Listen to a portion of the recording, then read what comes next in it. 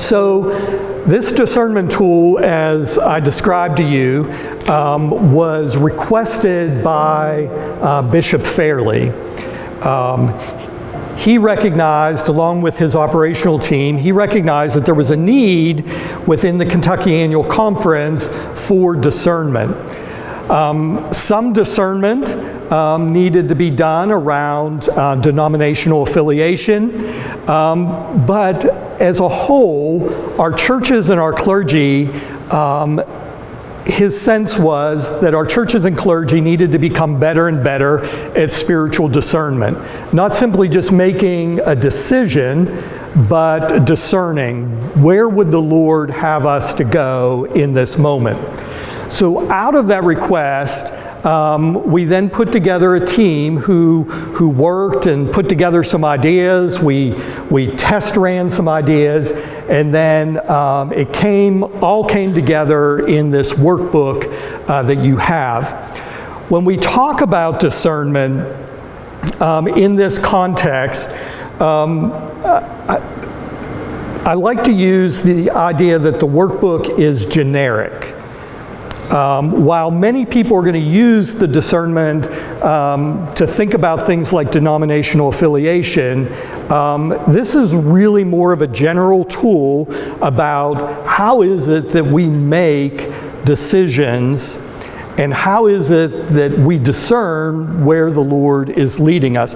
So that could be things like starting a building program. It could be things about starting a new ministry or going in a new direction. So the discernment process is not specifically for denominational affiliation. It can be used in that way, but it can also be used much more broadly. And so today, and this evening, we're going to talk about discernment, and you're going to have some opportunity to reflect on that, but it's not simply going to be about denominational affiliation. In fact, by thinking about it in related to some other areas, it's going to help us to gain some of the skills that we need in case your church is thinking about discerning around something related to denominational affiliation. So I want you to start out and just spend a couple of minutes around your tables and spend a few moments talking about this. How is it that you discern? How is it that you personally discern in your own spiritual life where the Lord is leading? And I suspect then as we work through this process, you're going to see lots of parallels. So spend a couple minutes around your table. How is it that you, or what are some of the things that you do to discern spiritually?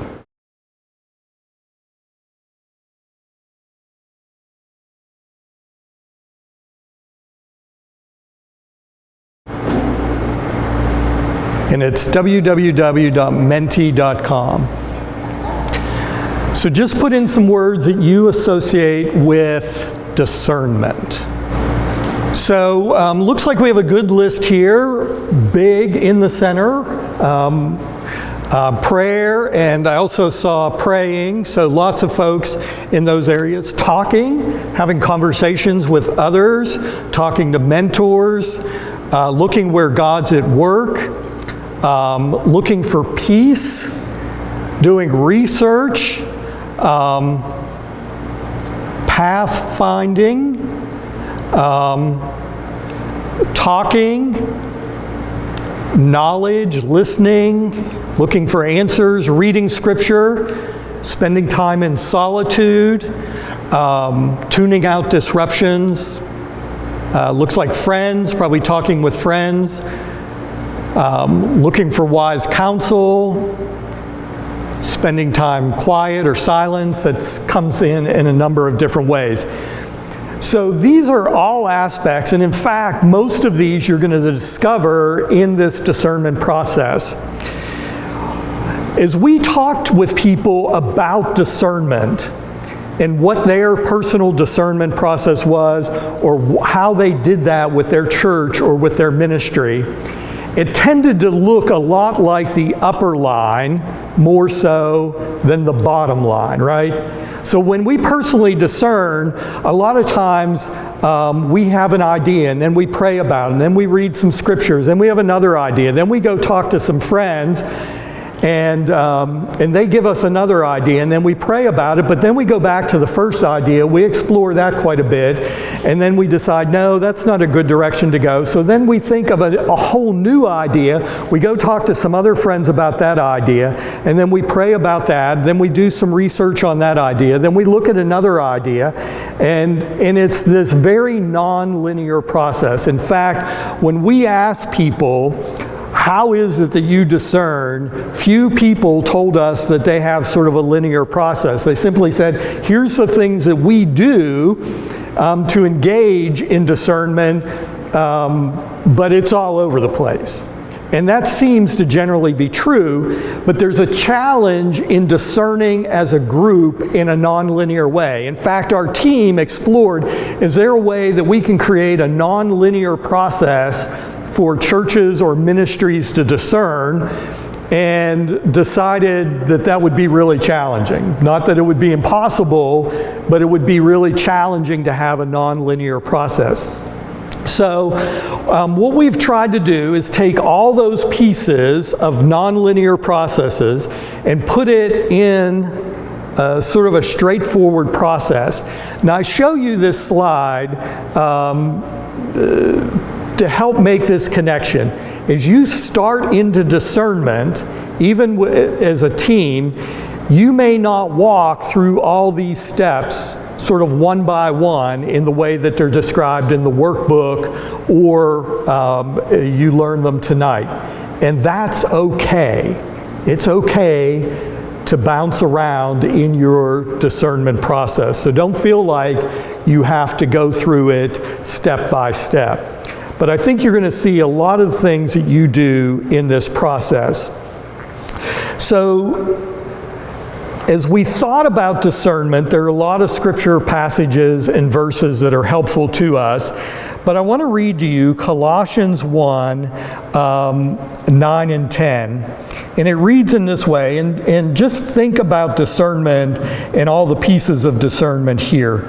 For this reason, since the day we heard it, we have not ceased praying for you and asking that you may be filled with the knowledge of God's will in all spiritual wisdom and understanding, so that you may lead lives worthy of the Lord, fully pleasing to Him, as you bear fruit in every good work and as you grow in the knowledge of God. Now, we could spend all 3 hours just sort of talking about all the pieces in those two verses.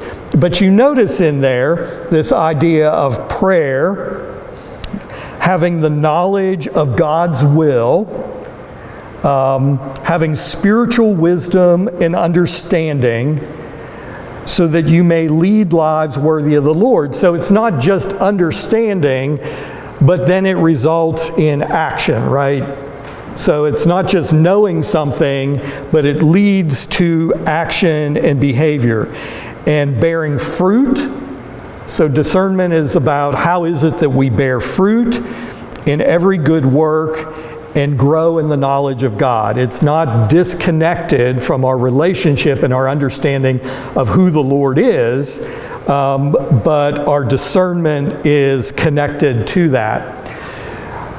There's a great book by Henry Nouwen called Discernment, and he writes a discernment sort of process or elements for discernment that you discover or see or that you experience in personal discernment. We're looking at corporate discernment, so it's slightly different, but I love his definition of discernment. He defines discernment as faithful living and listening to God's love and direction so that we can fulfill our individual calling and shared mission. Now I want to focus for a moment on the second part of this, because this is vitally important for our thinking about discernment. But this idea that we are seeking to fulfill our individual calling or shared mission. So most of us understand this in our own personal lives, right? That the Lord is doing all kind of things, right? The Lord is at work in all kind of ways in our world. And that there is a piece of that we are called to take part in. So for those of us who are clergy, we understand that the Lord is at work in all kind of different ways. In all of our 775 churches here in Kentucky, the Lord is at work. And then in our other ministries that's connected to us. And then in other churches and other denominations, that the Lord is at work in all kind of ways. But there's one particular place that the Lord would have us to be at work. That we can't do the whole work of the kingdom, but that there's pieces of it that the Lord has specifically for us. What I like about Nouwen's thinking is that it also relates to our discernment around churches and congregations and ministries, right? That not every church can do everything. Not every ministry can do everything, but that what we're looking to discover, what we're looking to discern is what would the Lord have us to do within His larger work of the kingdom. So when you're doing discernment within your church or within your ministry, you're looking for where would the Lord have us fit in? What would the Lord have us do to fit in to the larger plans and the larger work of the kingdom? So are there any thoughts or reflections on that or questions about that? I want you to spend a moment at your table and talk about the first part of his definition. Why do you think Nouwen includes faithful living along with listening to his definition of discernment? Spend a couple moments around your table talking about that, and then we have kind of an exercise for you to do as an individual.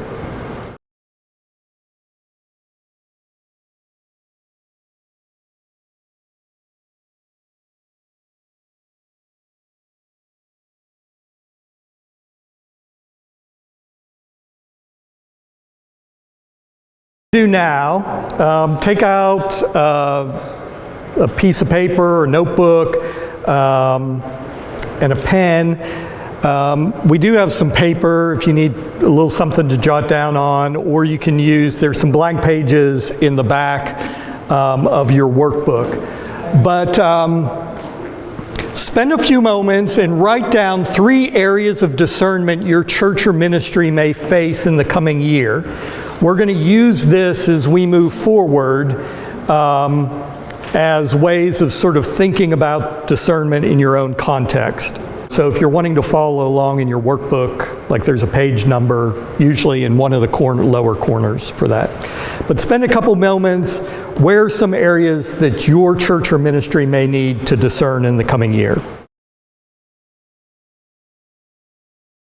So as we talk about the training, or as we go through this training, there's sort of 2 big areas. One is the process, and I'm going to walk you through the process, and you have a good idea about what the process is for discernment. There's a second piece of it, and I just want you to be aware of this. There's this people aspect of it, right? Like anytime you're getting together to discern, to sense where is the Lord leading in an organization or in a church or in a ministry, you're going to have to deal with people. So we're going to spend a little bit of time, probably not nearly enough time, talking about the people aspect of this work, but we will spend some time. But the process really has 6 major steps that we're going to walk through. First is forming a team, and what it means and what it should look like in forming a team. And then knowing, do you know the right question? Do you know what you're really discerning around? Then third is gathering, discovering and learning about your options. Then taking those options in step 4 and filtering them. So we're going to talk about how you build those filters and then how you process through those filters. And then after doing that, some thoughts really about making a decision based on what you've discerned and what you've learned. And then the final step is the going and doing piece of that. So these are the 6 major steps that we're going to take along the way. So forming, this first step is about creating a team that can do the heavy lifting of discernment for a church or for an organization. And particularly around high stakes discernment, when you're making big decisions as a church, you're going to want to have a team that has invested the time and the energy and has done the heavy lifting in order to help the rest of the church or the rest of the organization along with their discernment process and what might be next in the church. The discernment process here is not designed for sort of a heroic leader, for one person to come along and say, well, I've decided what the Lord wants our church to do, right? There's people that are willing to do that and do all the discernment. But particularly in high stakes discernment and around things like a shift in ministry or building programs or denominational affiliation, you need a team of people who are able to do that work. There's an interesting place in the book of Acts. You remember the church is discerning early on as to what to do with these Gentiles that have now put their faith in Jesus. And there comes this moment, like there's some real struggle that's going on in the early church, but a group of people come together, and there comes this moment in Acts 15, verse 28, where it says, "For it seemed good to the Holy Spirit and to us." So that's what we're looking for in the discernment moment, is how is it, what is it that seems good to the Holy Spirit and to us?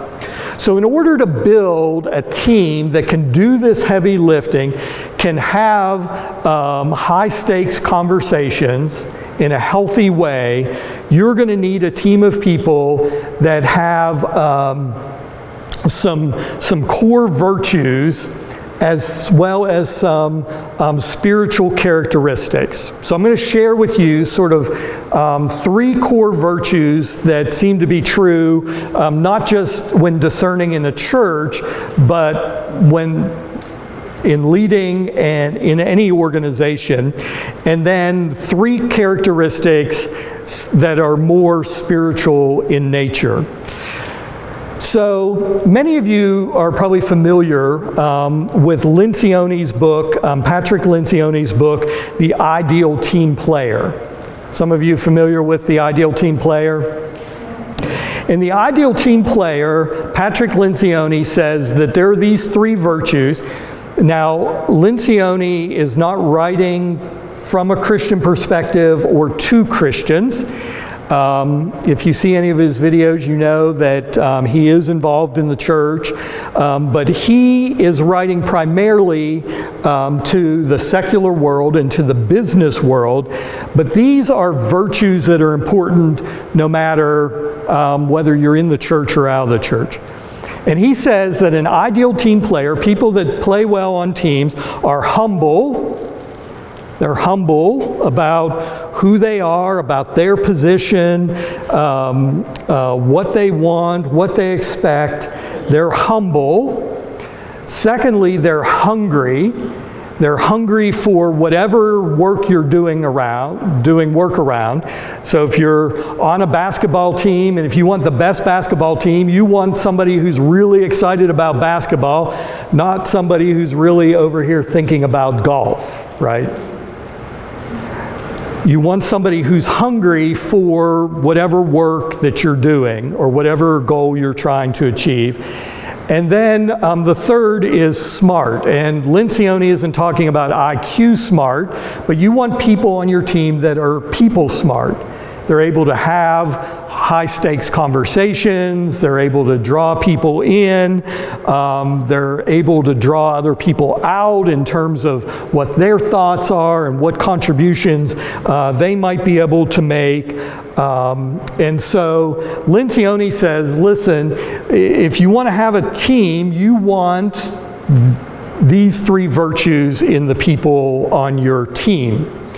Now, many of us know that creating a team with people with all of these virtues can be challenging, right? In fact, Lencioni says there's some people that have none of these virtues. And if they have none of these virtues, you really just don't want them on your team, right? They're going to create more challenges and more problems.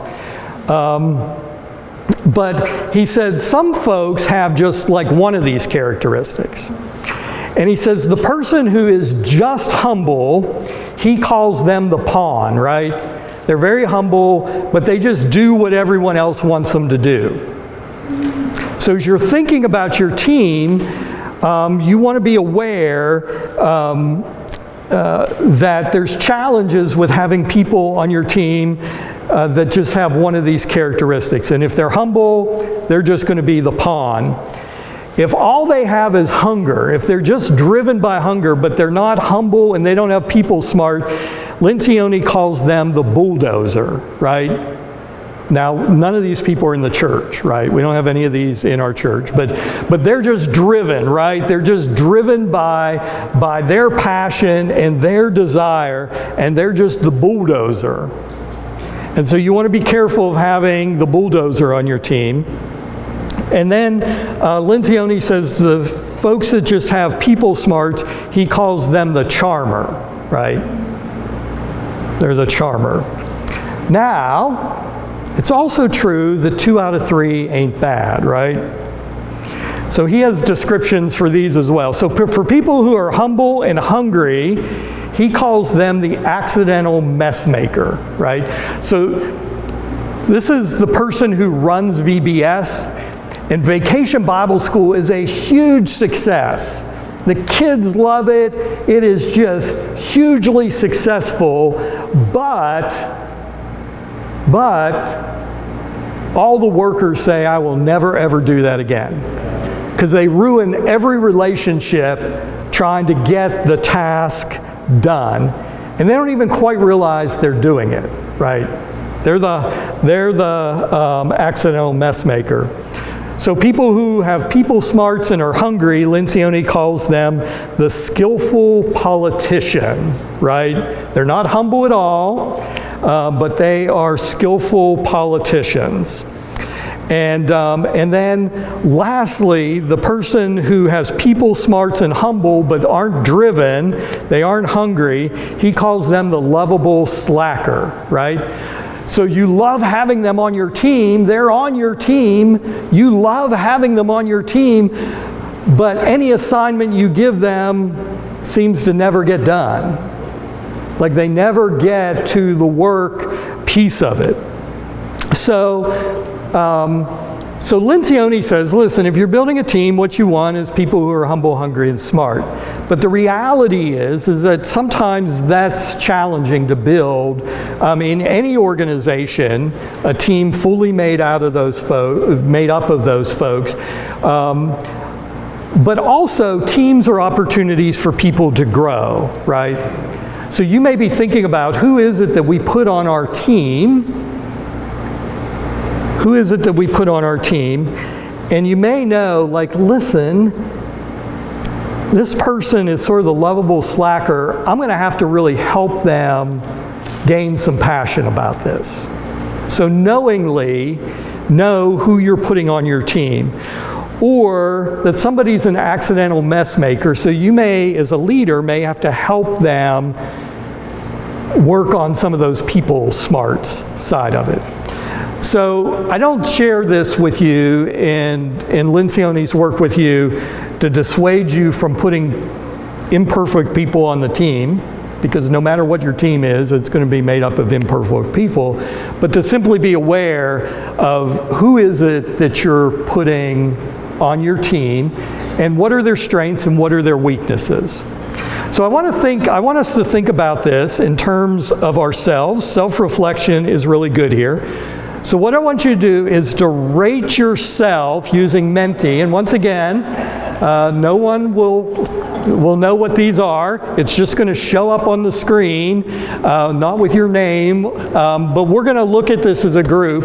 How would you rate yourself on being humble, hungry, and smart? And we'll see what that does for us in terms of if we were a discernment team. Looks like we have about 9 of you so far. We're right in the mid-3s as a group on each one. Good. But as we did this over, like I said, 12, 14, 15 different groups, this is about what we see as the spread for a team, right? That you're going to have some people that are really high on the humble side, and some people that struggle on the people smarts or the hungry side of it. It's also good to be self-aware in terms of yourself. Like where is it that I tend to be a little bit stronger in these 3 virtues, and where's my weakness? Because there may be moments in which somebody else on the team needs to lead the discussion because my people smart skills are not the best. Like I have high anxiety when I get into high stakes conversations. I don't always say things right. So maybe it's time for somebody else to take the lead at that part of the meeting. Or I struggle a little bit with being humble, so I make a real good friend on the team and I say, listen, if I'm just pushing my own agenda and pushing what I want and I'm operating out of way too much self-certainty, will you nudge me? Will you remind me that I need to draw back and be a little bit more humble in this moment? So just being self-aware of ourselves, but then also thinking about the team. I want to caution us, we want to be cautious about labeling people, but it is helpful sometimes to have an idea, maybe this person's sort of struggling with this piece of our work because they struggle in this, they're not quite as strong in this area as they are in some of the other areas. So those are 3 virtues, humble, hungry, and smart, that are important. There's 3 spiritual aspects that I want you to encourage you to think about as well. Some of you may remember, like way back before the pandemic, here in Kentucky, we were spending a lot of time talking about passionate spiritual disciples, and we've talked about it since then. And some of you may remember that then people were saying, well, what is a passionate spiritual disciple? What does it mean to be a passionate spiritual disciple? And so a group of people, a team, did this work, and actually a large number of people in Kentucky contributed to this in this way. But I want to draw out of that work sort of these 3 things. What you also need on your team, in addition to people who are humble, hungry, and smart, is you need people that are passionate spiritual disciples, that know the love of Jesus, and that isn't a one-time experience sometime many years ago, but they have this ongoing self-awareness or this ongoing awareness of God's love for them, that Jesus loves them, that the Lord loves and cares for them.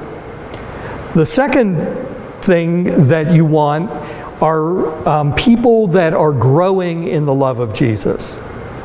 And you think about the connection between discernment and passionate spiritual disciples that are growing in the love of Jesus. These are folks that have regular practices of prayer in their lives. These are people that are regularly searching Scripture. These are people who are used to hearing God speak to them in ways that help them to grow in their own formation and their own sanctification and their own holiness. And that's going to be really helpful on a team that's doing discernment. And then people who are used to showing the love of Jesus, right? That are used to sharing that love with others. Because if you get into some difficult conversations around the table, you need people who are well practiced in showing that love to others. So what you're going to want to do are look for people who are humble, hungry, and smart. People who are passionate spiritual disciples who have an ongoing knowledge of Jesus' love for them, who are growing in that love and that have regular practice of showing that love to others. So are there any questions about that? I want to spend just a moment then and talk about, like, how is this team formed? That's been a question. Like, does the pastor just pick 8 people or pick 10 people to be on this team? After spending some time talking with our district superintendents, our suggestion really around this is that forming a discernment team, particularly around high stakes issues, should really be out of your church council or your church board saying, listen, we need a group of people that are going to do the heavy lifting of discernment. And then how you form that team really should come out of that body. So, for instance, at Covenant, where I'm pastoring, we created a discernment team, and our church council asked the chair of the church council to create the team in consultation with folks. Some churches are using their sort of regular nominations process. Some are using a small group. But I do want to caution you in just making your team out of an existing board or out of positional leaders. Because positional leaders may not necessarily be humble, hungry, and smart and passionate spiritual disciples that know, grow, and show the love of Jesus. So if you're discerning around high stakes issues, you're going to want people in leadership. That team then is going to really focus in on 3 areas. One is they need team building, and we have some ways of doing that in the workbook, or to think about that. Most of you are aware of some ways of doing team building. We also give some suggestion in creating a covenant. The workbook sort of covers kind of how to build a covenant. Even if you don't do sort of that full work, to have some ways of saying, listen, this is how we're going to operate as a team. And then thirdly, having a regular rhythm of prayer. And that's both corporate prayer as a discernment team, as well as individual prayer. And we have some work in the workbook around that to help think about what does that rhythm of prayer look like. We had a lay person who wrote appendix, can't remember if it's appendix A or appendix B, but has written a whole section around prayer, and we also have an appendix really around doing worship as a team. So if you look at those in the back of the book. So the first step in the process is kind of creating this team that's going to do this work. Are there any thoughts or questions before we move on?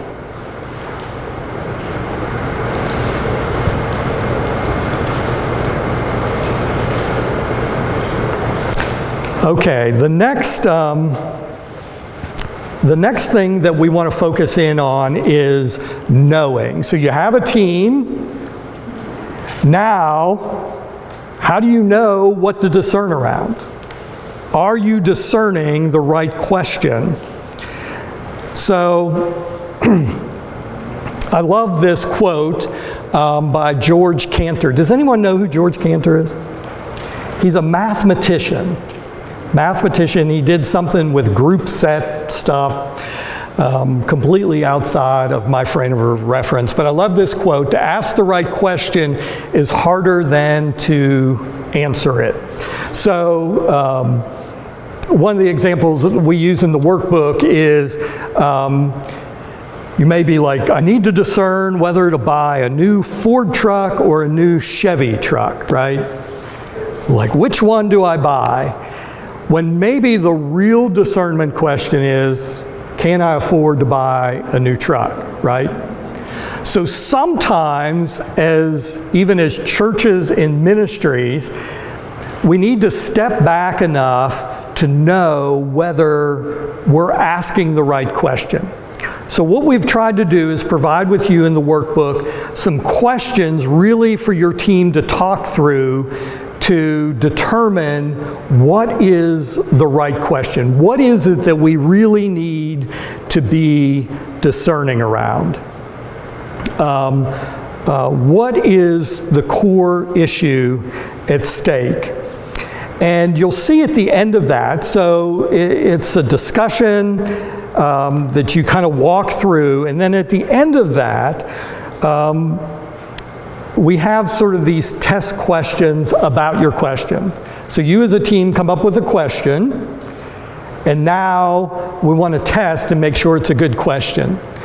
First of all, is it clear? Can you explain the question well? Do people clearly understand? Does the question get to the heart of the matter? Does it really get to what you're trying to discern around? Will answering this question further your mission? And then lastly, will answering this question help make disciples?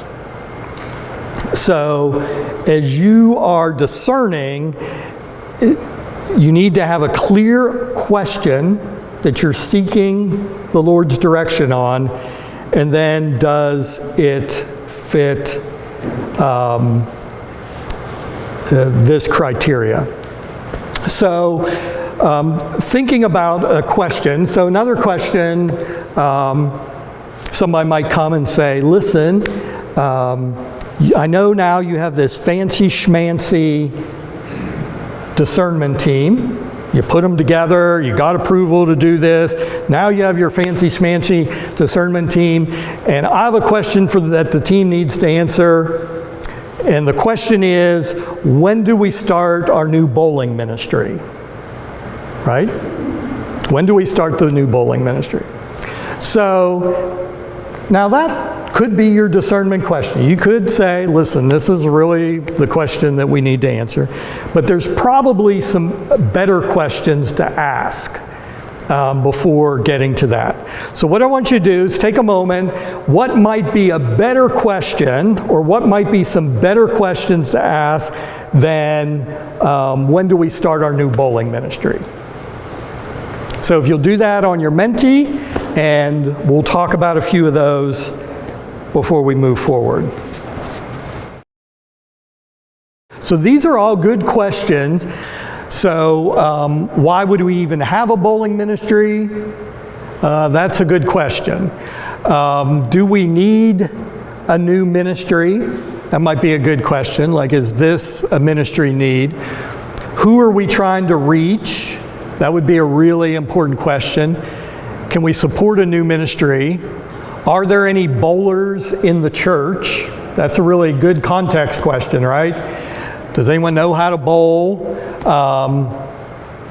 Who's the target audience for the new ministry? Another good context question. Where's God leading us in ministry next?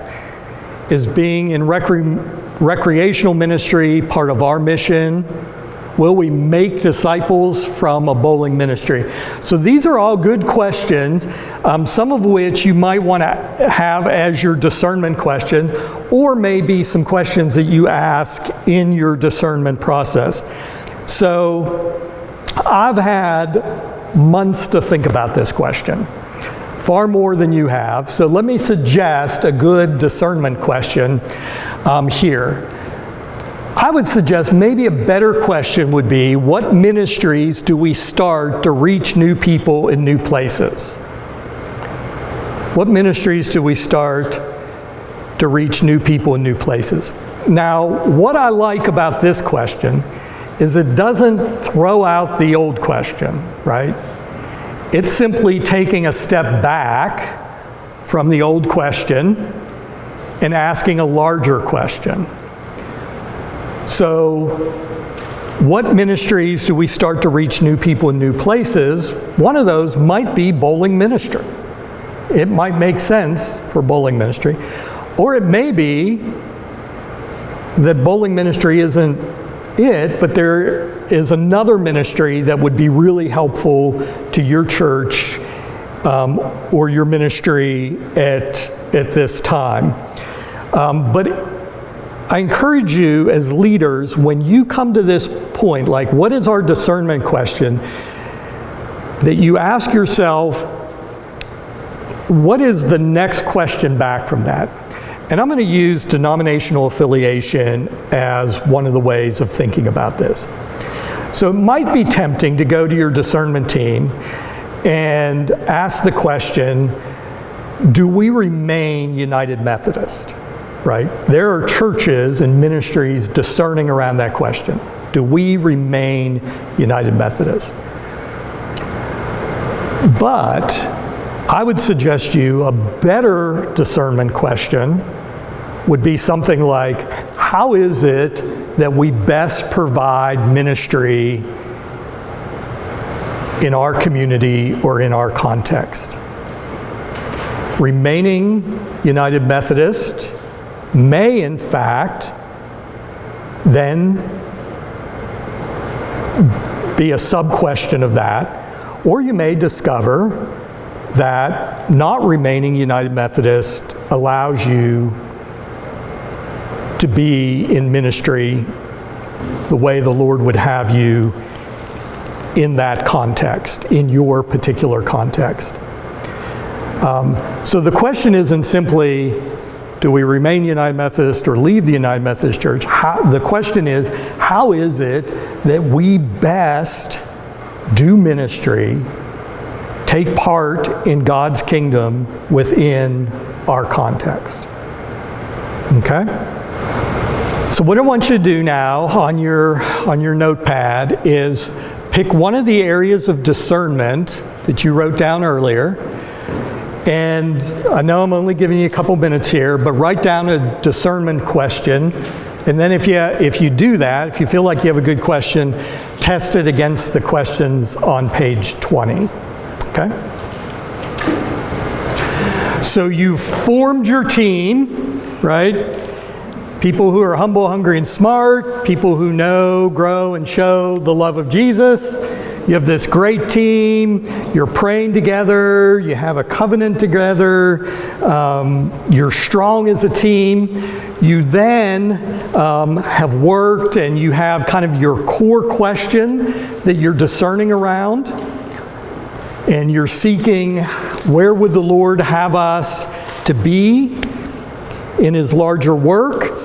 And you have a specific question around that. Now you need to begin to gather your options. So the next step is gathering, where you discover and learn about your options. Now, in Ephesians 3, 20 and 21, this great couple of verses, reads, "Glory to God who is able to do far beyond all that we could ask or imagine by His power at work within us.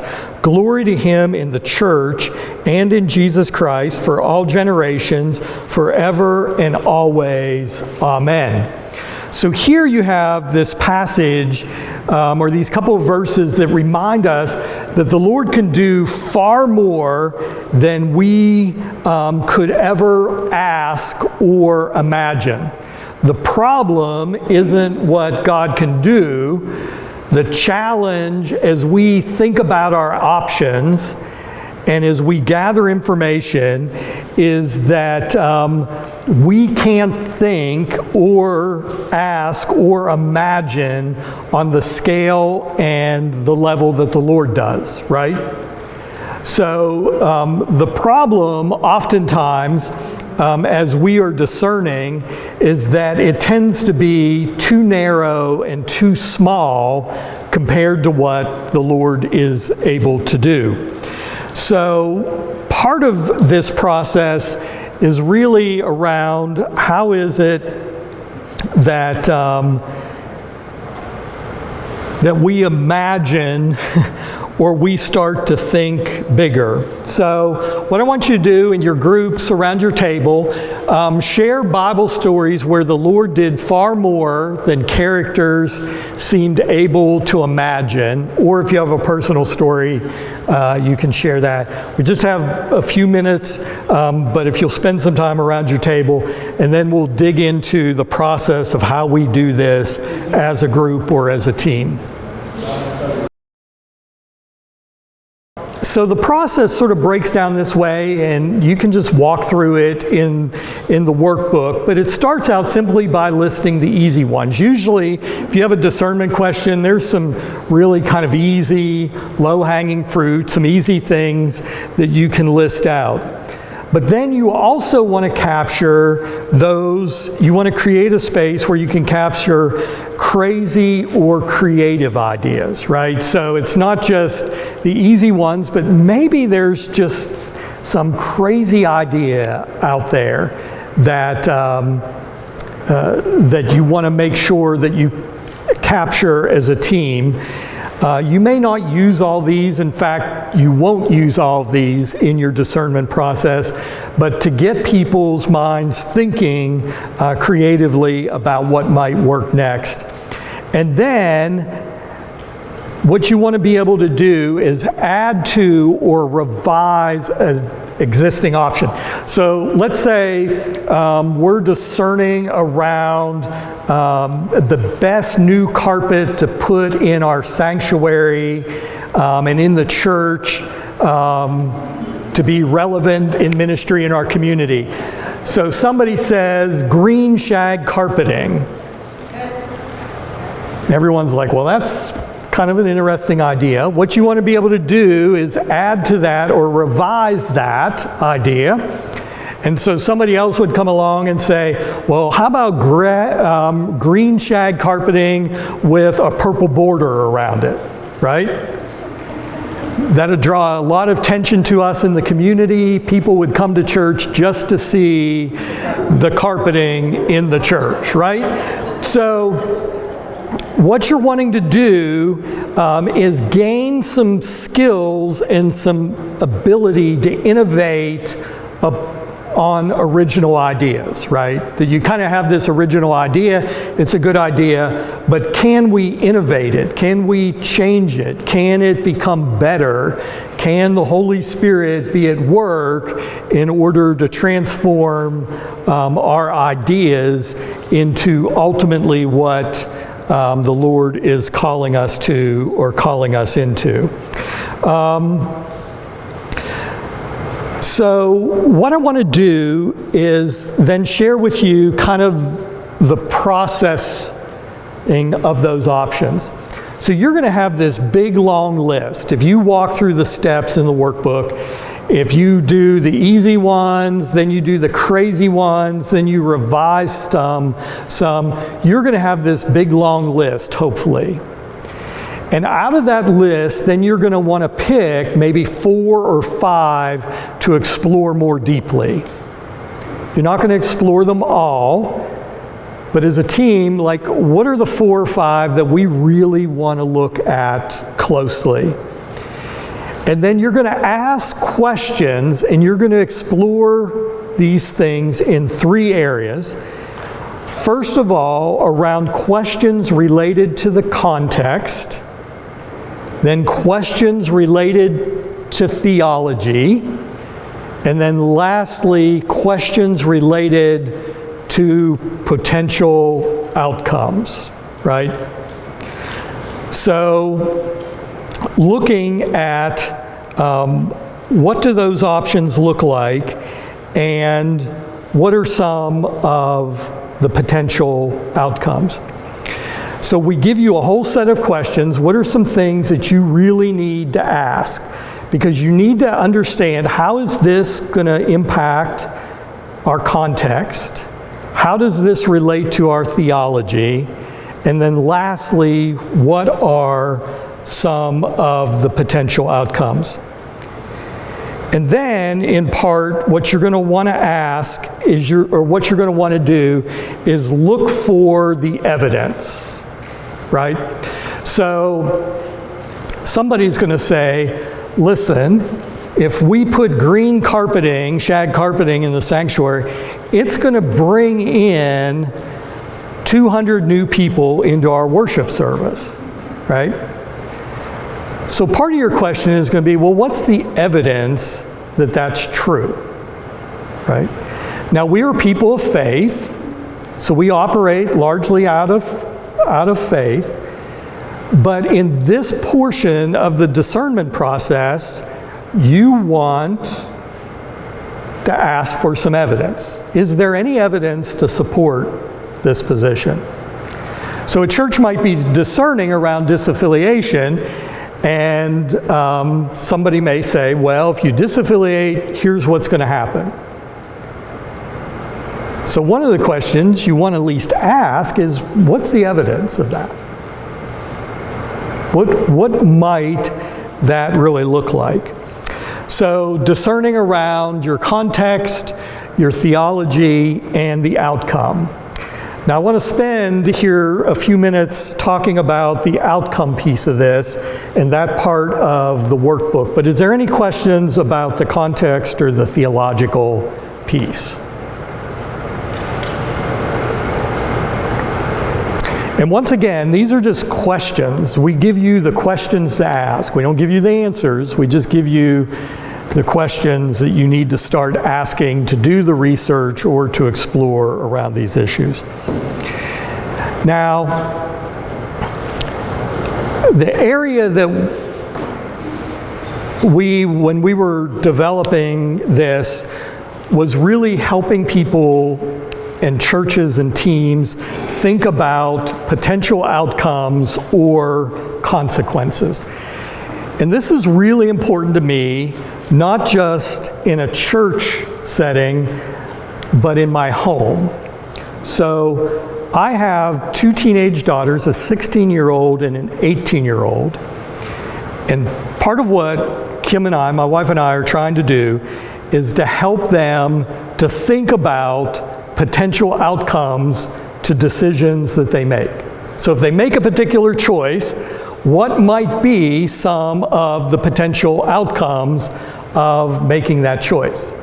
But we don't want them to just think about the immediate outcome, right? Because they're teenagers, and they might think about the immediate outcome, but what might be some of the consequences of the consequence?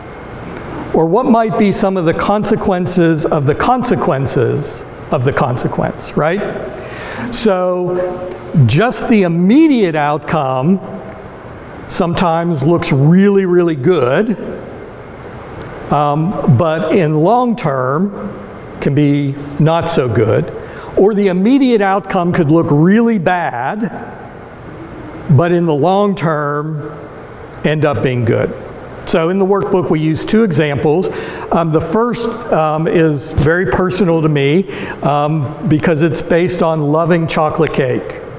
So imagine I love chocolate cake, which you don't have to imagine because I really do love chocolate cake. I love chocolate cake. And one day I go home and it's been a difficult day and I have dinner, and after dinner I get a big old piece of chocolate cake and I sit there and eat that cake. And it is so good and it is so pleasant And it just makes my day feel better.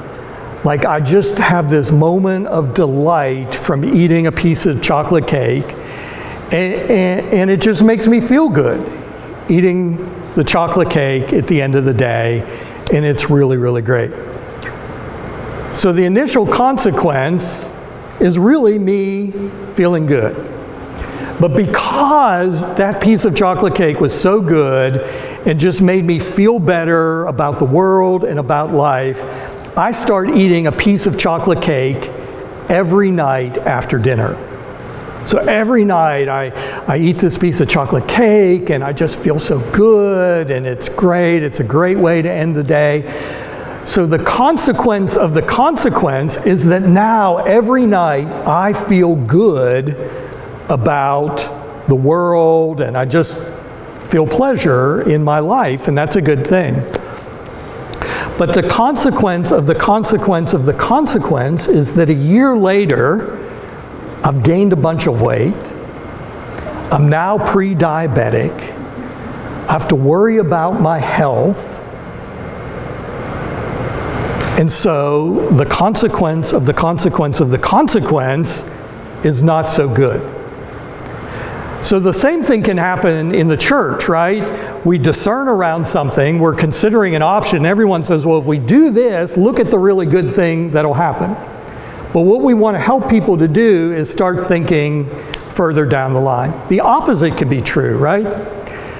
I go to the doctor and the doctor says, listen, there's a problem with your heart. And we're going to have to do open heart surgery on you. So I say, do the open heart surgery. Do the surgery. So the consequence of that decision is that some surgeon opens me up, breaks my breastbone, opens me up, slows my heart down, sews some new blood vessels into my heart, closes me up, and I wake up in great pain. It hurts to breathe. I have no energy. I can't even get out of bed on my own. The consequences of that decision are pain and difficulty, right? And then the consequence of that consequence is that I have to go then for physical therapy, right? I have to go and go through physical therapy and they have to make me exercise and I can't do all the things that I've wanted to do. But the consequences of the consequences of the consequences is that after I do that for a while, I feel better. I have a lot more energy. My quality of life improves. And in fact, if I don't get hit by a bus, the length of my life improves because of that decision I made. And what was a very painful initial consequence then had good results.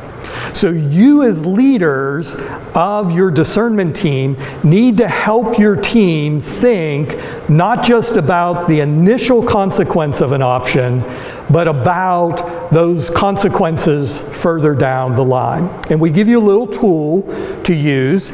You can find it in the back of in the appendix. I think looks like it's on page 51. And all you do here is you list out some consequences. What are several consequences of this particular option? So what are some of the potential initial consequences of putting green shag carpeting in the sanctuary of the church, right? But then what are some of the consequences of those consequences? And so on down the line. Now, we recognize that this can get into some real speculation, right? You can get to the point where you're just sort of speculating, and you have to be careful of that. You also have to be careful of getting into an upward spiral or a downward spiral on any given option. Like an option that you're really like, I don't like, all you do is see all the negative consequences to it. Or an option that you really like, all you see are the positive consequences to it. But I think if you have a good sort of balanced team that's willing to spend some time with it, you can start looking at these consequences down the line and begin thinking about what are some potential outcomes that we may not initially anticipate in this. Are there any questions about that or how that works? I think this is a really helpful tool for us in our thinking in a church, and maybe in ways, in ministries, in ways that we don't usually use.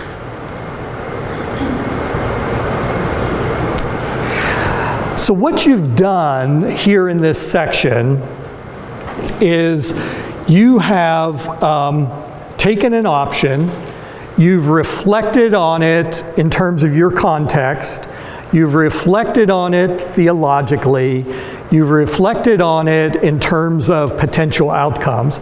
Then you need somebody from your team to just summarize that on one sheet. And so we give you that sheet, it's on page 49. And you're going to do this for each one of your options. You're going to look at it closely. You're going to spend some time talking about these. Maybe you have somebody go out and do some research.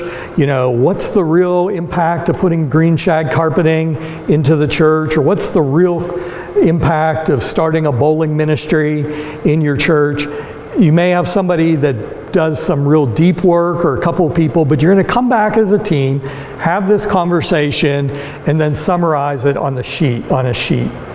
This is going to help you later, and we'll talk about how this is helpful in having these summary sheets. This is the part that's a lot of sort of work that teams are like, do we really want to do all this work? Can we just jump to answering the question? But I'll talk a little bit later about how this really can be helpful. Okay? So, any questions about the summary of those? And we're going to be talking in more detail here in a minute about context, theology, and potential outcomes. Okay. So, on your little sheets that you're working on individually, pick one of the areas of discernment you wrote down earlier, and then just write down at least 5 options for that. And then if you have some time, pick one of those options and list some potential consequences to it. So jumping back in, so you've built this great team out of people who are humble, hungry, and smart, who are passionate spiritual disciples, who know the love of Jesus, are growing in the love of Jesus, who show the love of Jesus to others. You've come together as a team, you have a covenant together, you've grown as a team, you have a regular rhythm of prayer as a group and individually. You then really honed in on a core question that you wanted to discern around, that you wanted to really have this sense, here's where the Lord is leading us, or this is what the Lord would have us to do. Then you listed out all the easy options and then some crazy options, and then you reworked some of your options, and out of those options you picked a handful of them, maybe 3, 4, 5 of them. You looked at them very deeply. What might their impact be on your context? What might their impact be, or what might be theological issues that you run into with this option? Or lastly, what might be some of the potential outcomes? Then for each one of those, you created a summary sheet, sort of a 1-page summary sheet. Now you're ready to begin filtering them. Which of these really might be what the Lord is calling? But you need to create some filters, right? Your filters aren't just given to you by the denomination or by some outside group, but your situation is very unique in the same way that you have a unique piece in the larger mission and work of the Lord in the world. Your filters are going to be unique, and you need to build them. And guess what the filters are built around? Your context, your theology, and potential outcomes for your options. So here you have it. One of the questions we're really wanting to know is, what is the Lord already doing? What is the Lord saying? That's your theological filter. And then where might the Lord be leading? Your potential outcome. So each of us brings a bias to our discernment. Some of us tend to lean very heavily on theology, like what is the Lord saying? Other people are really, really concerned about the context, right? What is the Lord already doing? What's happening in our church or in our ministry? And how might this decision impact that? Or the potential outcome. Well, if we do that, we're going to have a lot less money in the bank, or if we make this decision, it's going to cause these people to leave the church, or whatever the potential outcome. So some people are really focused on, like, here's where we are. Other people are worried about potential outcome. Some people are really focused in theologically, and they think that way in terms of their discernment. So I want you to take a moment and think about yourself when you're discerning, or when you're discerning with a team or a group. Where does your bias tend to be? Where do you tend to focus on your context, on your theology, or on the potential outcomes? So on your Menti, once again, we don't capture who says what. Well, we're going to kind of rate these first, second, and third. What do you put first? What do you tend to do second? And what do you tend to do third?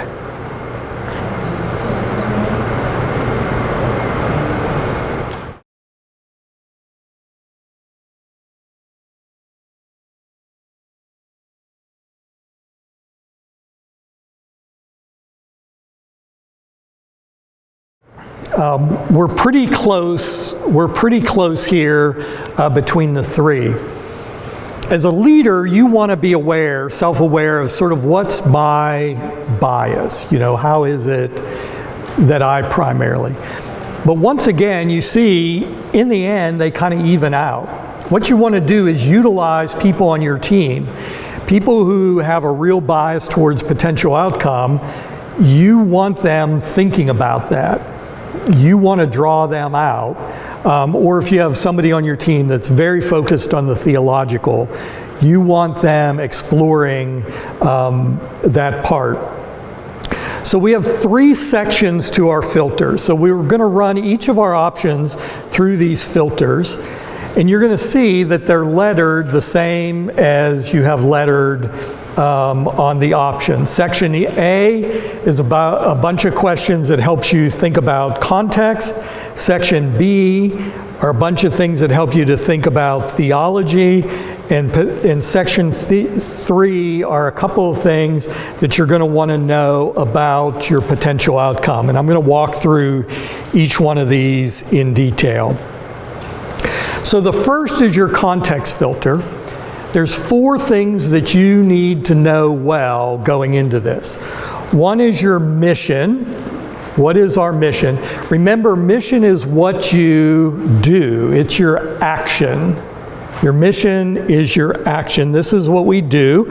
So in the United Methodist Church, when we talk about mission, it's to make disciples of Jesus Christ for the transformation of the world, right? Your vision is then your goal. What is the outcome? What do you see happening, right? So your mission's what you do, your vision's the outcome. And we as United Methodists, we kind of sneak our vision in with our mission to make disciples of Jesus Christ, what? For the transformation of the world. Our vision is a world transformed by disciples of Jesus Christ. Now, we don't spell that out in a great deal of detail, but that's our vision as a denomination. Then you're going to want to have clarity around your values, and I'm going to talk about this in great detail in a few moments. And then lastly, your context. Your context. Now, there's 2 pieces of context, right? There's your internal context, and then there's your external context. So starting a new bowling ministry, there's some internal context questions that you're going to want to have, right? Do we have anyone in our church that knows how to bowl? That would be a good internal context question. An external context question, is there a bowling alley anywhere near us, right? The closest bowling alley is 45 miles away. That's a good external context question to have.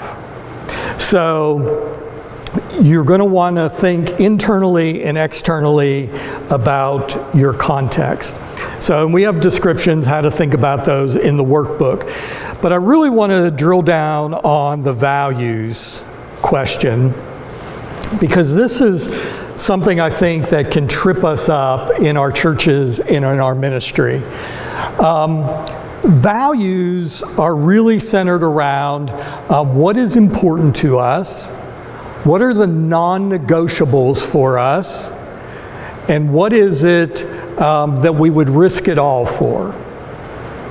If you can get your leadership of your church say, here's what we would risk it all for, you're starting to get down into your values. Your values tend to inform your beliefs. Your beliefs then tend to inform your behaviors, and your behaviors then the actions and the mission of the church. Now there's two types of values that we want to think about and to work on and to consider. First are our preferred values, and then secondly, our existing values, our preferred values and our existing values. Your preferred values are, if you sat down with the leadership of your church or your ministry and said, what are our values? The answers they would probably give you would be preferred values. We really value children's ministry, right? We really value being in ministry to children in our church, in our community, right? That would be likely a preferred value. Your existing values are those things that control the behavior and the actions of your church. So you can get tripped up on this in all kind of ways. So a lot of, or not a lot, but I've seen this happen. A young new pastor comes into a brand new church that they've been appointed to, and the people say, and the pastor says to the folks in the church, what do you value? What's important to you? We want more young people and young families in our church. We want young families in worship in particular. So we want young families in worship. So the young pastor says, that is great. I know how to do that. And so the next Sunday morning, they bring in guitars and speakers and a drum set and amplifiers, and the volume and the sound goes up, and a whole new genre of music is being played in the sanctuary on Sunday morning.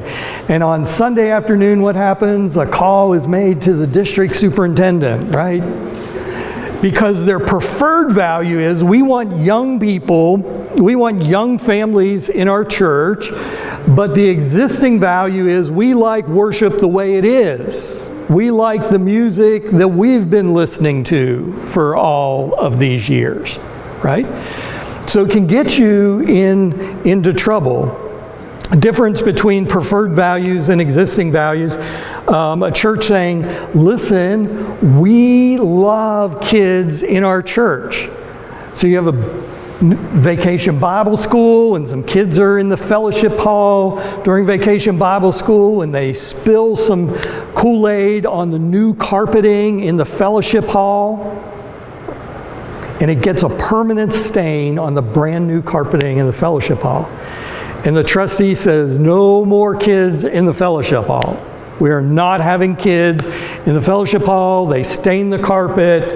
It's a problem.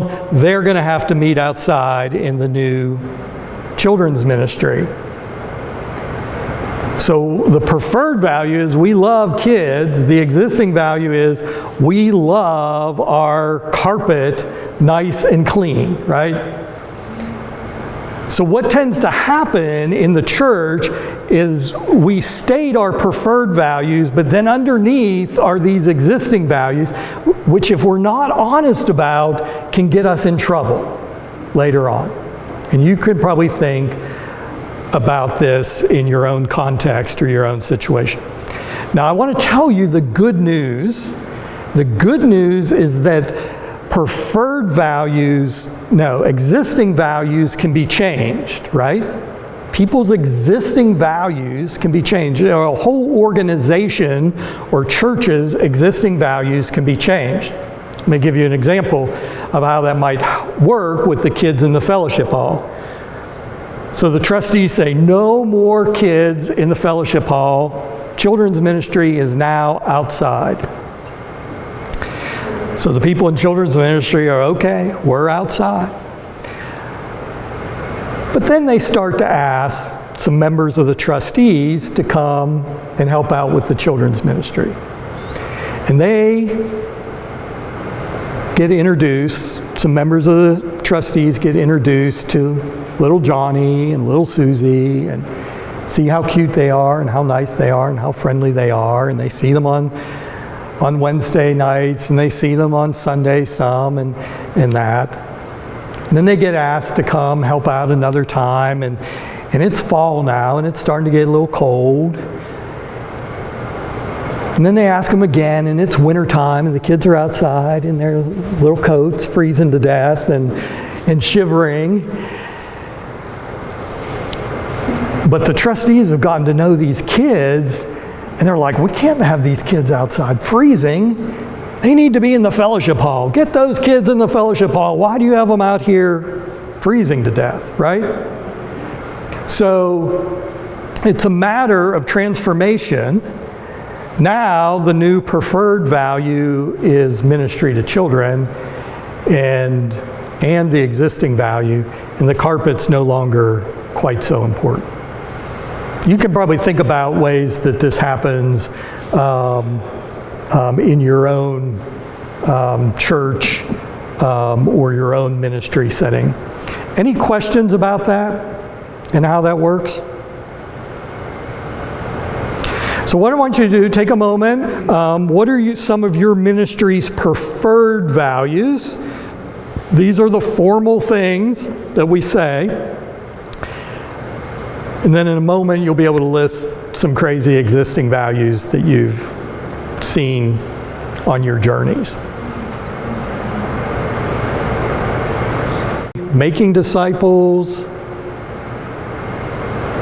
being open, having a choir full of people again, Stephen's ministry, house of prayer for all nations, vibrant youth ministry, missions, passionate worship, the choir, yeah. A ministry for everyone, good.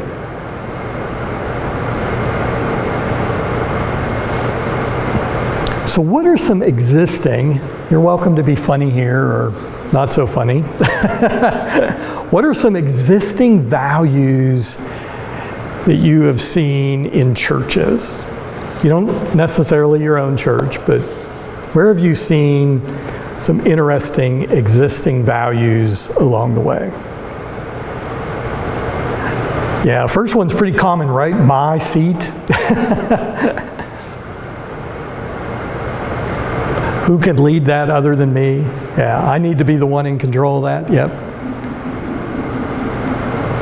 Fellowship hall can be used just for church activities, attendance, no vibrant youth leaders, unquestioning difference to authority. Wow. No wild kids allowed, others. No music or singing. Being seen or noticed, yep. We love people that are different than us, but, yep. So there's a whole variety of things that can be in that existing values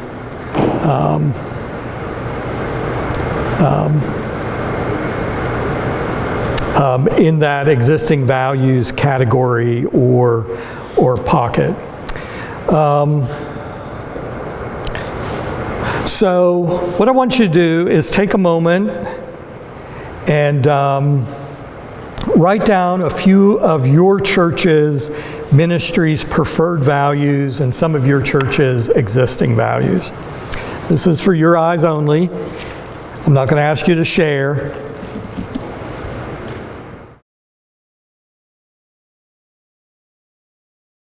Okay, so what you're going to do is spend some time working through the section related to the context. For some of you, this may take quite a bit of time. If your church has already worked on its mission and its vision, has some sense of its values, some of this is really going to go pretty quickly for you. If you haven't done that work, this could take a little bit of time for your team, your discernment team, to work through. So that first filter is really around the context. And then the second piece of building your filters is a theological filter. And I probably don't need to remind most of you, but as Methodists, as United Methodists, we really are very fortunate because our thinking around this is pretty strong and pretty clear, right? We talk about the Wesleyan quadrilateral, which really probably isn't really a quadrilateral. We talk about the primacy of Scripture, and then we talk about these three other areas. Tradition, that for now a couple thousand years the Lord has been speaking to the church. We're not the first ones to come along, and so there's a lot of things, a lot of issues that we think we're facing for the first time, or decisions we're trying to make for the first time, that the church has already wrestled with and dealt with. So we look at tradition. We believe that we've been created with these faculties to have reason and logic, and that we have been given these and are to use them in connection with Scripture as well as experience. Our experiences come to bear on our creation of theology. So depending on what you're discerning around might create different theological questions for your church or for your ministry. Imagine you're discerning around starting a new bowling ministry. That's one of your options, is bowling ministry. But the closest bowling alley to you where you would do the ministry has a bar, and it gets pretty wild in the evening. You know, after you get through a few, you drink a few, and it gets pretty exciting at the bowling alley. For some churches, that would be a theological question, right? They would really need to think, are we going to go into a place that either serves alcohol or a lot of people misuse alcohol? So thinking theologically, you want to think broadly about that, but you also want to think specifically about the issue that you're discerning around. Are there any particular theological questions that you really need to spend some time thinking about or reflecting on? Even things like disaffiliation, there's theological questions about remaining connectional. Is that a theological issue that you really need to be thinking about? So it might be more than an issue of human sexuality. You need to think broadly about the theological implications at play in whatever issue that you're discerning around. Any questions about that? Most of us, I think most of you in the room, are pretty familiar with the idea around the quadrilateral. And then the final piece of building your filters is to list outcomes that is your potential outcome filter, and you have only two things you need to do here. List outcomes that would disqualify an option from final consideration, and then list outcomes that would be preferred. So there may be some outcomes. Once you look at an option, you look at potential outcomes down the line that would just immediately disqualify something. Imagine you're discerning around building a new family life center. And as you look closely at one of your building options, you can do it, but it means for the next 10 years, the next decade, you're not going to be able to give any money to missions. All the money is going to go in debt relief on the building or the property that you have. For some churches, that would automatically disqualify that option.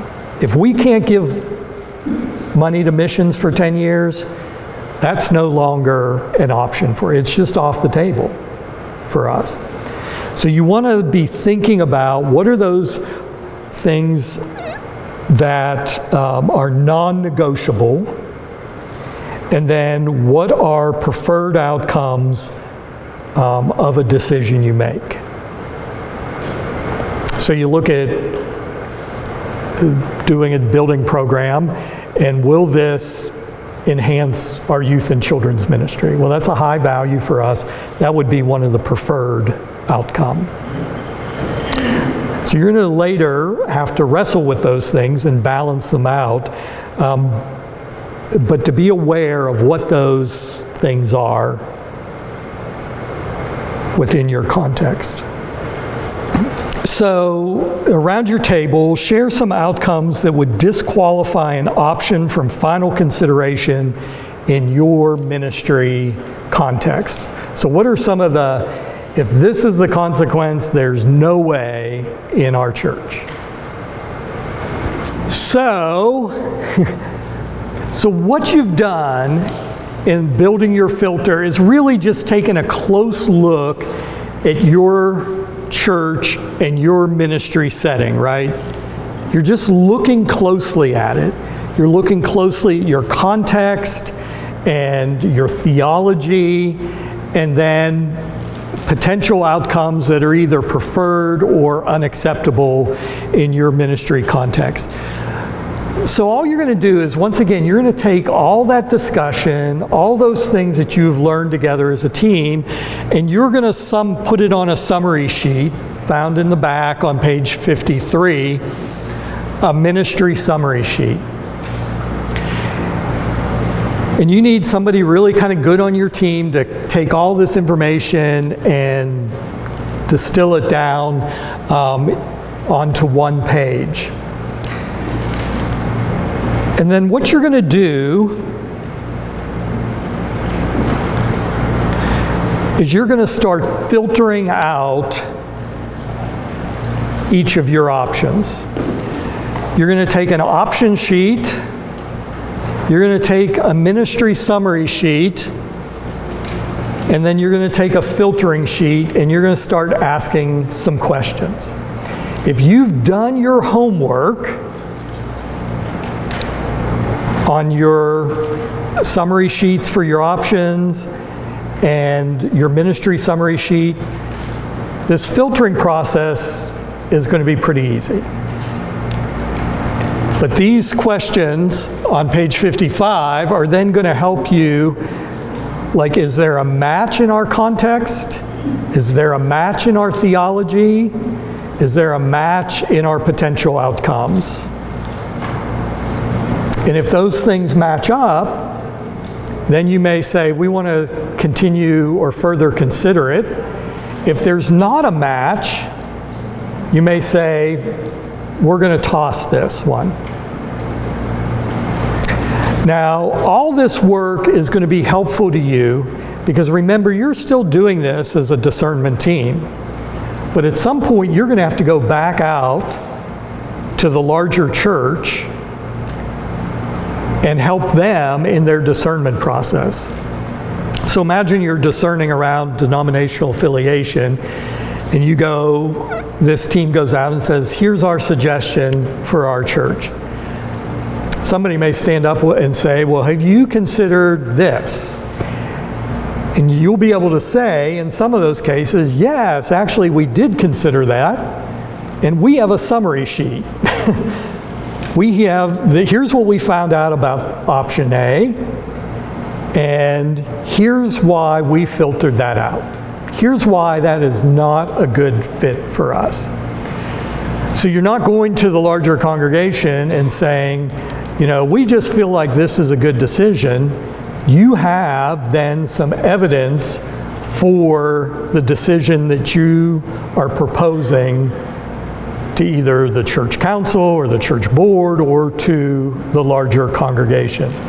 So I encourage you to do this background work to have clearly laid out what your options are, some good information about those options, some good information about your own church in its context, and then how you've filtered each one of those options. And if you do this, then you're likely to have fewer options than you started with, right? Potentially they could all make it through, but unlikely, right? Or you may filter through and have really kind of one clear answer, or what you sense is a clear answer from the Lord. So questions about that, or thoughts? Yes? On your ministry summary sheet, you have the A3 or preferred values all. Say that again. On page 53, you have the A3 or preferred values all. And you shouldn't have a list. There's also a list for the existing values in that area, or is that we have the preferred values that we should list? Yeah, what we've done there is we've asked you really to put your preferred values. Your existing values, you need to know them. One of the challenges, like if you then went out to the rest of the church and you had to defend your list of existing values, there might be some real challenges to that. Internally, those are probably good things for you as a team to know and to have talked about. But as you then go out, you may want to have those on the back burner, but not have that kind of right there. Because really what you're trying to get to is whatever you're discerning around. There may be a point in which it's important to discuss one of them, why an option was excluded. But we really felt kind of on this summary sheet, like kind of know what your preferred values are. But those existing values, have them in the background. So you've created a team of people that are humble, hungry, and smart, who know the love of Jesus, are growing in the love of Jesus, show the love of Jesus as passionate spiritual disciples. That team's come together, they've formed as a team, maybe created a little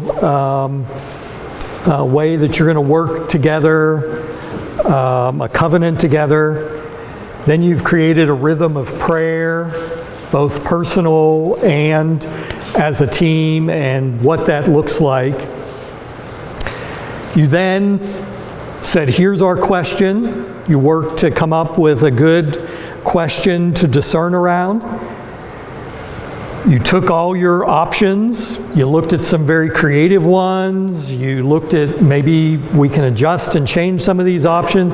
You picked a handful of them to really look at closely. You took each one of those options. You looked at it in terms of its implication on your context, on your theology, and potential outcomes.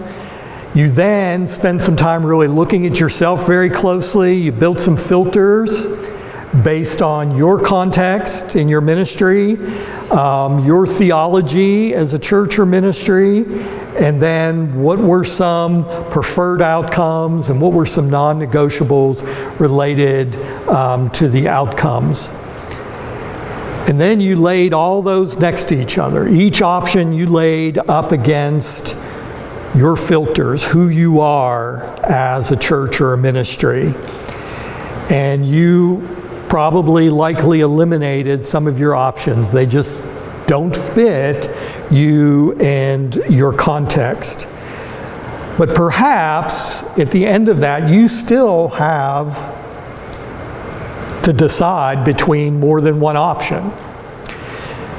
And so you come to this moment where you're, as a team, are trying to decide which one of these or which direction do we go.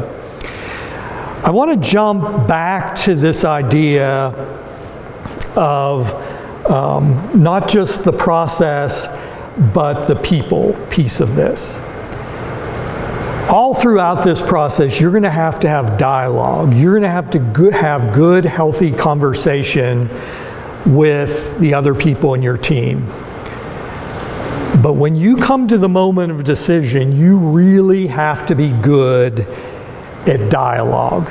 And dialogue is being able to have mutual give and take, healthy conversation with each other. And one of the things that has been most helpful to me in thinking about healthy dialogue comes out of a book called Crucial Conversations. And if you haven't read the book, I encourage you to read it. There are other good books around it, but it's sort of my go-to.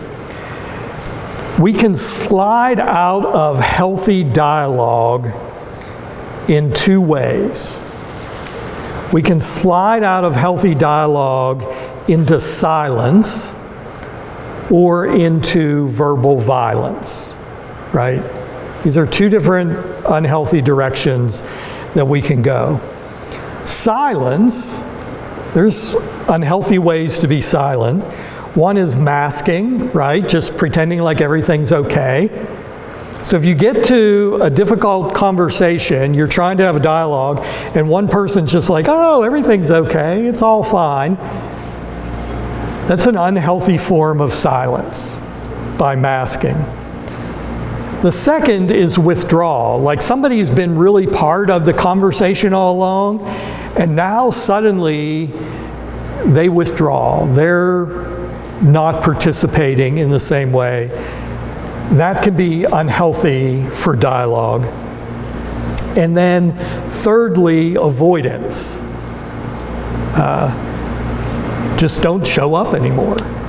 Like they just stop coming to the meetings, or they avoid being part of the conversation altogether. So now we tend,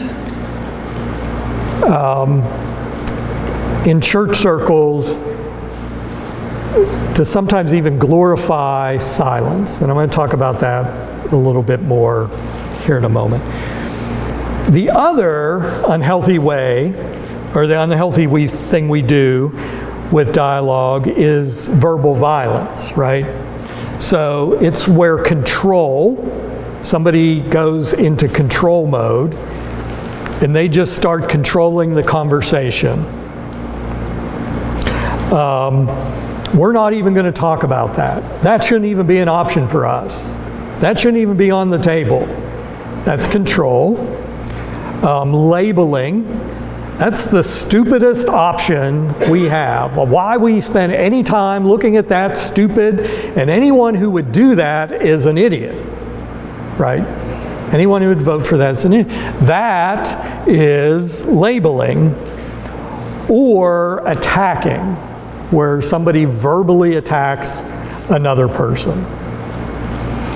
So when you come to this decision moment, you as leaders are going to have to try to hold in healthy dialogue and not let people slip into silence or violence.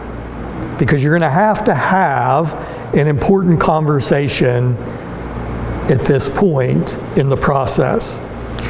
So once again, like so many other things, we all have our bias, right? We have our unhealthy way we go. So once again, I'm not tracking this. There's no record of what you do. But in terms of, let me go back here. If I come on, there we go. So I want you to go on your Menti, and what do you tend to do? Do you tend to fall into silence or into violence?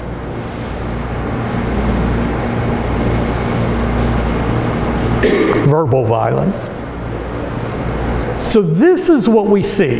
This is what we tend to see. I've done this a bunch of times. I've done it in other settings not related to this. This is what we tend to see, is that people in the church and clergy in particular, we tend to almost spiritualize unhealthy silence, right? I just won't say anything, right? I'll just be quiet. I'm not going to say anything. It'll all be okay. You know, we do that, but in important moments, it's of a significance that we stay in dialogue, that we continue to talk and not avoid the conversation or pretend like it's all okay. We have to find a way to keep the dialogue going. And that's going to be really important. One of the things, and I could spend hours on this, and I encourage you, like I said, to read the book, and there's trainings around crucial conversations. But one of the things that I find interesting in the book, it has kind of this diagram with the arrow. First of all, when we get into high stakes conversation, part of what happens is we see and hear things, right? And then we tell ourselves a story. Some of you were in some training where we showed a clip. Brene Brown talks about this issue as well. So somebody says something in the course of a conversation. We tell ourselves a story. Then based on that story, it creates feelings. And then we act out of those feelings. We slip into silence or we slip into verbal violence. And it's all based on the story that we're telling ourselves. So one of the things that we want to do is just be aware, and you're going to need to do this as leaders in the discernment process, you're going to need to be aware of what are the internal stories that I'm telling myself. When we get into a hard moment in this, like even if it's just you take a deep breath, what is the story I'm telling myself in this moment? Because the person may sound like they're attacking you, right? Or they're avoiding you, they fall into silence. But what is it that I'm processing internally? And we bring that baggage to that moment. So for you as leaders, and also if you can help your team, just recognize, okay, what stories are we telling ourselves? Why are we moving into this anxious place instead of into healthy dialogue? What's the story that we're telling ourselves? And being able to tell others what story we're telling ourselves can be helpful. Now, I know this is like 5 minutes on a really big and important thing, but I wanted to mention it. Are there any thoughts or questions around that?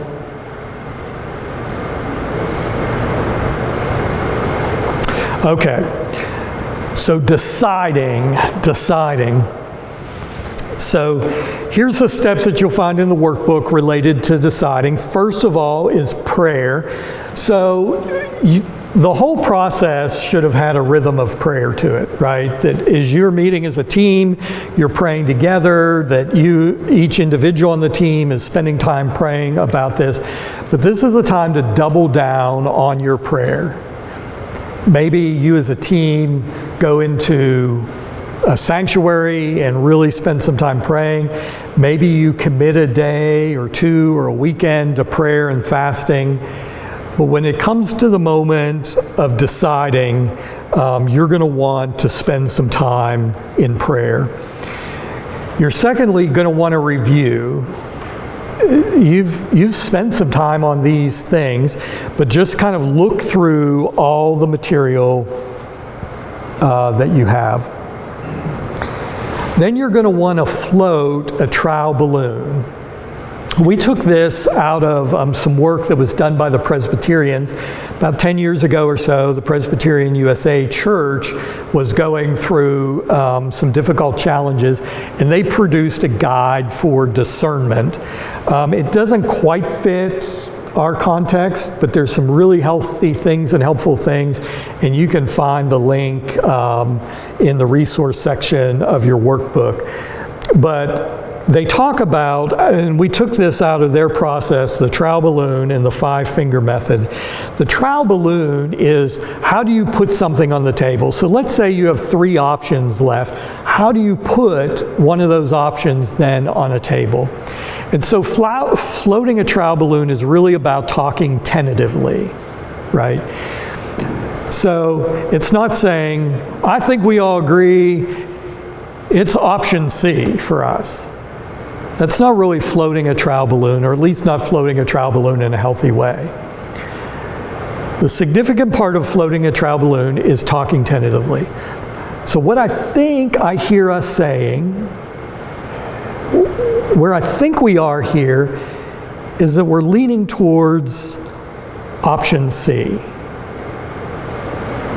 Now you hear in that talking tentatively, it leaves the door open for dialogue, right?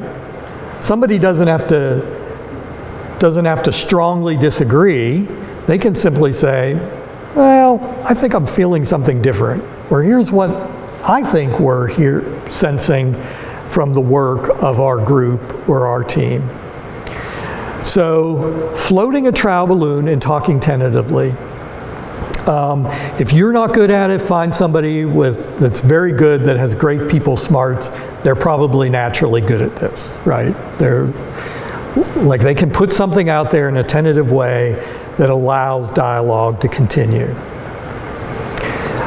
But not only that, the other really helpful item, and I'm going to talk about this in more detail, is actually taking a vote in a way that keeps dialogue open.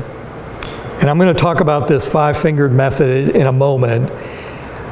But then coming to a decision point and deciding, and then you want to rest with that decision. When we surveyed people and said, how is it that you discern? Almost everyone talked about coming to this place where they had a sense of peace, right? So they kind of made a decision in their mind, then they rested with it, they felt at peace with it, and then felt like that's where the Lord was ultimately leading them. So what you want to do is do that as a team. So make a decision. We're all at option C, or most of us, the vast majority of us, really feel like option C is our best option. But we're going to sleep on it. We're going to spend a day or two praying about it. And we're going to come back together and decide. So doing what we do as individuals as a group. Now I want to jump back to the 5-finger method and talk about this, because this is designed as a way to to vote while doing dialogue. And you see in this, what you do is you have everyone, and it's described in the workbook, but what you do is you have everyone vote at the same time. But it's not just an up or down vote. You can vote by putting up between 1 and 5 fingers. You see on the diagram, and it's in your book on page 39, if you put everyone does it at the same time. Everyone puts themselves out there at the same time. So let's do 5-finger on option C. If you agree with option C, vote. So you can put up 5 fingers, I fully support. You can put up 4 fingers, I'm mostly in agreement and willing to support the majority. 3, I have some questions or reservations, but am willing to stand aside. Put 2 fingers up, I'm somewhat opposed and have concerns. And 1 finger, I can't support this at this time. So everyone does that at the same time. Now, if most of your folks are 4s and 5s,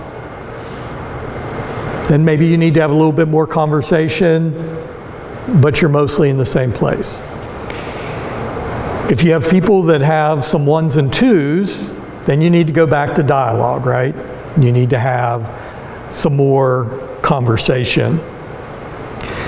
So what's important at this point is thinking about what makes for a good decision for our team in this time, in this place. A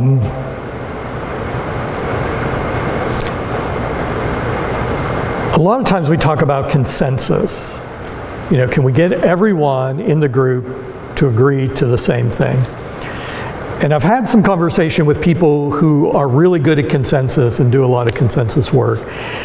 And they said the challenge with consensus, like let's get everyone on the page, is first of all, it takes a lot of time, right? It just takes a lot of time to get everyone on the same page.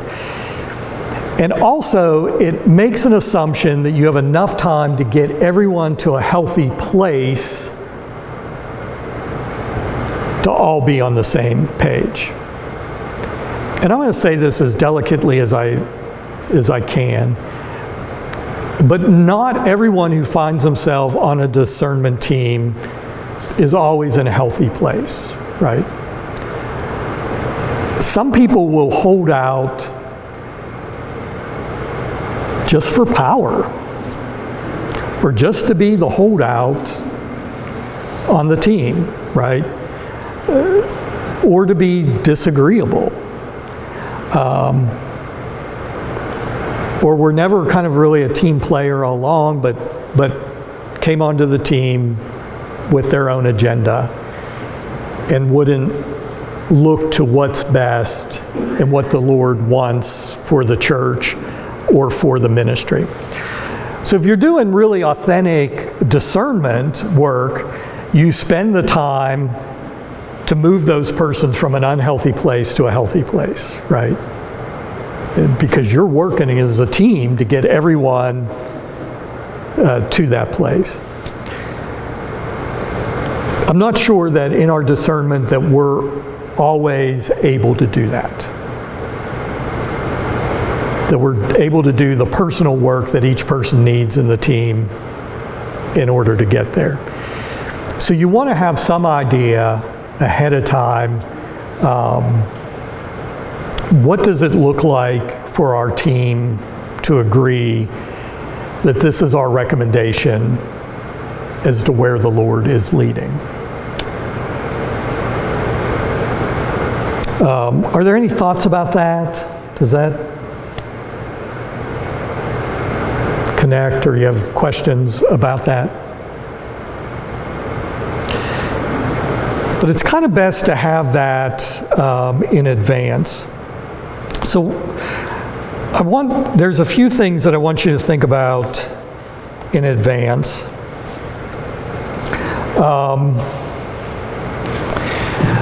Kind of the first one is, what do you do if one person holds a counter view? You want to think about that before you get to that moment, right? You as a leader, like, what are we going to do if we have one holdout? And depending on your team, that might be one or two people. How are we going to advance? The second question is, what if you have a 50-50 split? Now, most of you know, if you win by one vote, you haven't won, right? And I think the church sort of even knows this, the denomination. Like, even it was setting up the disaffiliation process, and some thought was given to churches thinking about this thing, they try not to make it like a 50-50 split, or winning by one vote gets you over the line. But you need to think about that in terms of your team, and then more largely in terms of your congregation. So if you're discerning about building a new family life center and you win by 51 to 49, have you really won? And you as a leader also are going to want to think in advance, what if the team rather vote than discern? This takes work, right?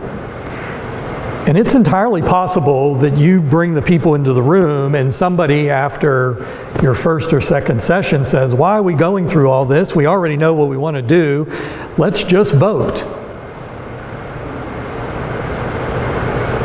And so you as leaders are going to have to think about, like, how do we handle that?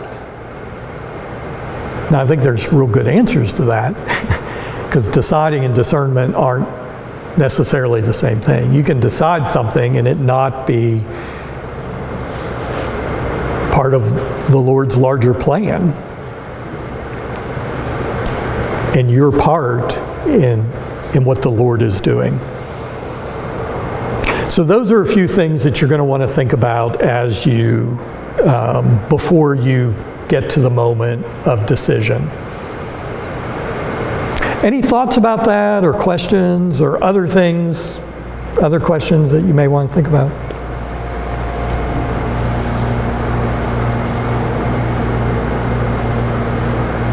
Yeah, Gary. This is just kind of a general question. I don't know if you want me to save it. I don't know how close you are to being finished, or if you want me to ask it. We have a few. No, go ahead and ask it.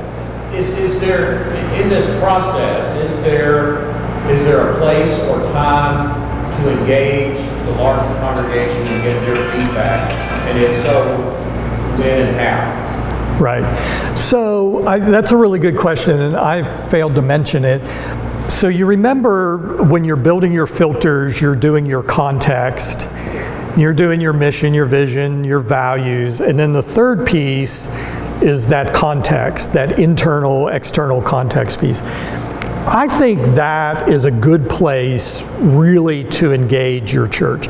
So if you're doing something like a building program, you're going to want to survey your congregation maybe on a couple different things. A, their desire to do something like that, and B, their ability to support financially, that sort of thing.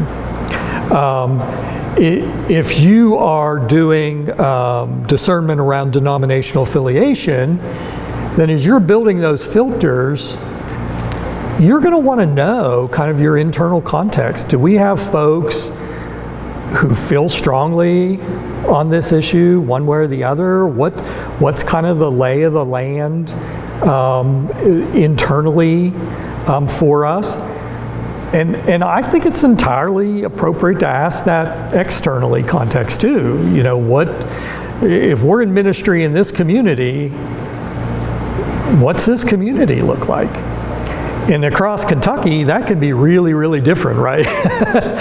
You can have some both internal and external have very different answers to that. So that's where I would put it, Gary. And thanks for asking that question, because I did forget about that.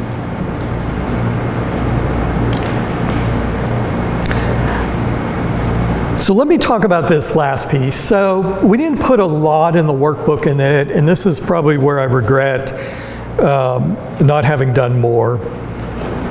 But after you've made a decision and you've rested on it and your team has gone back, then it's time to go and do.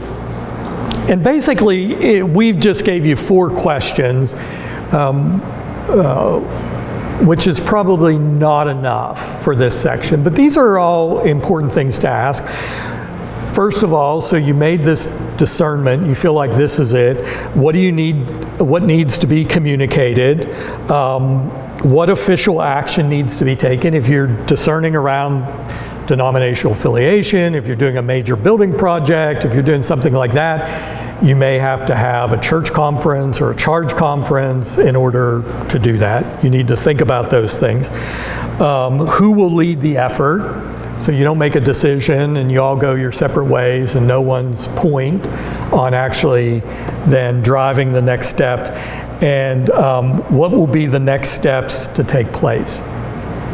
So let me talk about this in terms of something like denominational affiliation. I think what this team would then do is go back to the leadership of the church and say, here's what we discerned, here's how we've come, share the information, some of the information, not just your decision, but here's some of the things that we considered, here's how we came to this place. Then that leadership decide, is it time for the whole church now to begin that discernment process?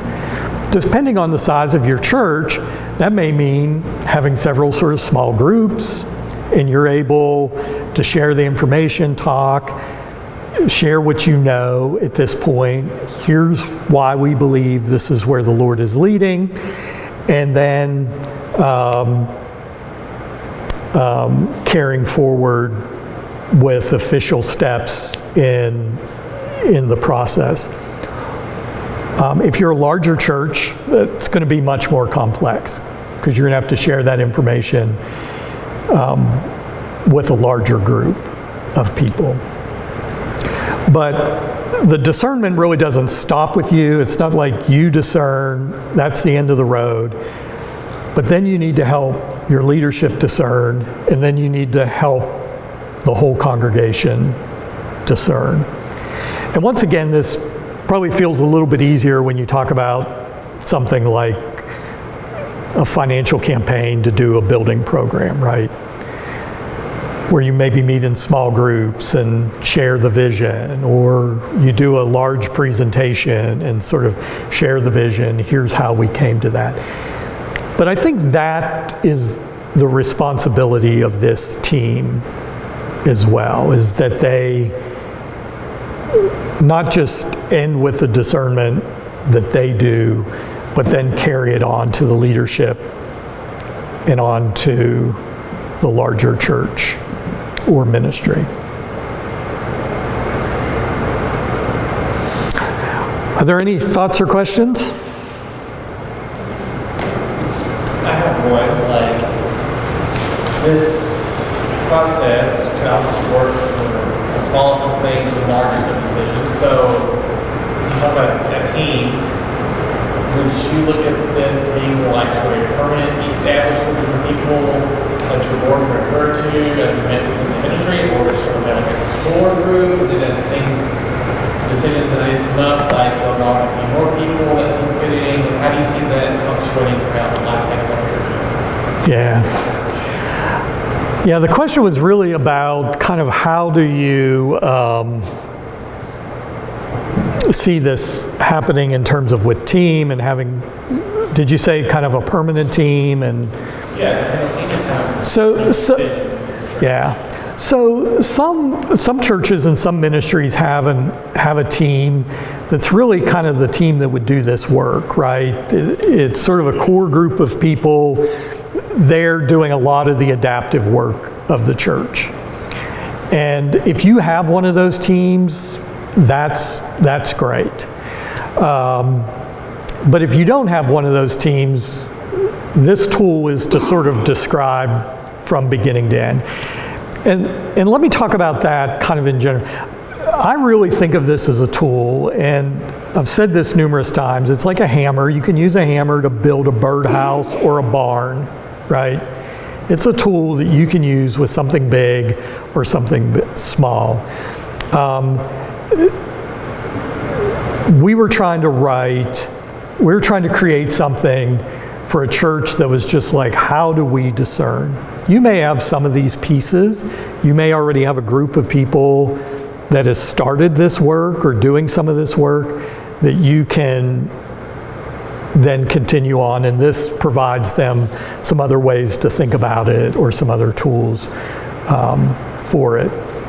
I think ideally, any church or ministry is going to want to have a group of people that's dealing with adaptive issues, right? Those things that come along. But if you don't have that, you can create a team that just works on one issue or one area of discernment.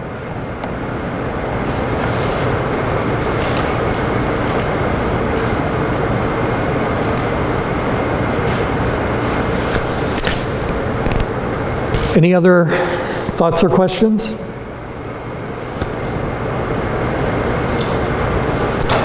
Well, I want to leave you with this, because this really is my prayer, our prayer for you as you discern. So if you'll hear this as a prayer for you as you go to do this work in your church. Colossians 1.